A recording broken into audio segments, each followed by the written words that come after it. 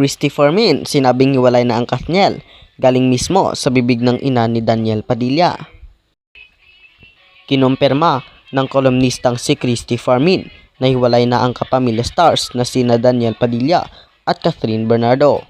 Sa Showbiz Now na YouTube channel ni Nanay Christy Fermin at Romel Chica kasama si Wendell Alvarez na in-upload kahapon ay kinumpirma na niyang hiwalay na ang Katniel na galing mismo sa taong pinagkwentuhan ng ina ng aktor na si Carla Estrada.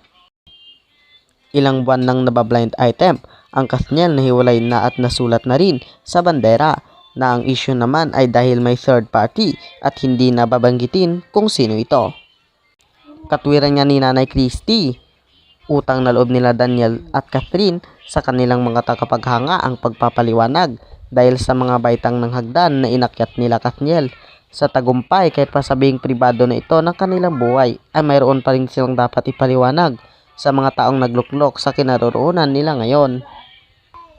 Umamin na si Carla Estrada na wasak na raw ang relasyon ng Katniel. Inamin niya ito sa isa niyang kaibigan.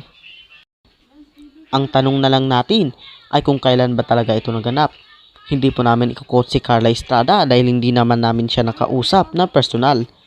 Ang aming pong sasabihin ay posibilidad na pipiliin na lang po natin kung alin ang sa mga sasabihin naming dahilan at katwiran kung bakit nagkahiwalay ang mahigit isang dekada ng magkarelasyon na Catherine at Daniel.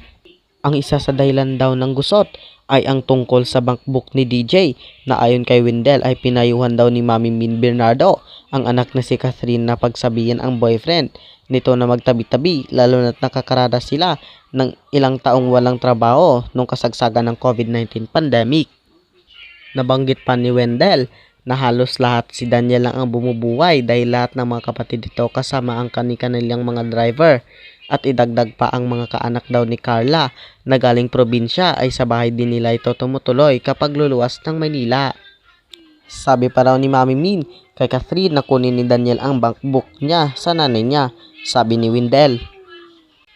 Sabi naman ni Christy, kukunin ang bankbook sa nanay?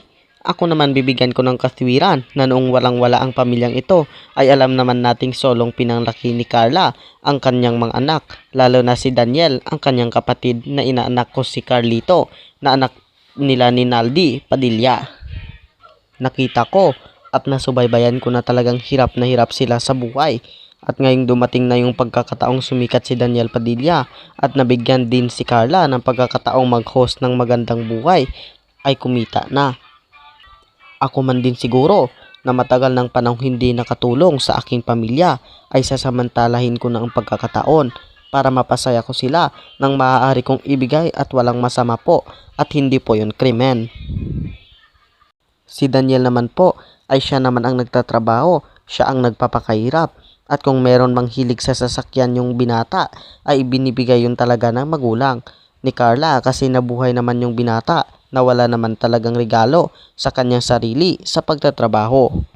Sabi pa, hindi raw dapat isinusumbat ang lahat ng ginagastos ni Daniel sa pamilya niya o baka may ibang dahilan ang hiwalayan. Posible kaya na nagising na lang sila isang araw na hindi na nila mahal ang isa't isa, sambit ng SNN host. Ay, pwede dahil sa tagal ng panahon, nagsawa na at talagang naburo na sila sa sitwasyon ngayon na hindi na sila nag-grow. Pwede rin naman na matagal na silang may pinagtatalunan na ngayon lang umabot sa to the max o hangganan kaya sila nakapagdesisyon ng ganon. Opinyon naman ni Romel Chica. Ayon pa sa source ni Christy ay nagsimula raw umano magkalabuan ang dalawa nang magbago na ng imahe si Catherine na unti-unti nang nagpapakita ng skin at nagpapaseksi na tila nakakawala na sa imaheng nagkagisnan. Actually, napansin din namin ang malaking pagbabagong ito ni Catherine dahil tila hindi na ito kumukonsulta kay Daniel na alam naman ng lahat kung gaano ito kakonserbatibo. Pero sa kabilang banda ay naisip din namin na baka nga parte na rin ito ng pagbabago ng imahe ng aktres para sa mas mature rules. Kayo, anong masasabi niyo sa videong ito? Pues, i-comment nyo na yan.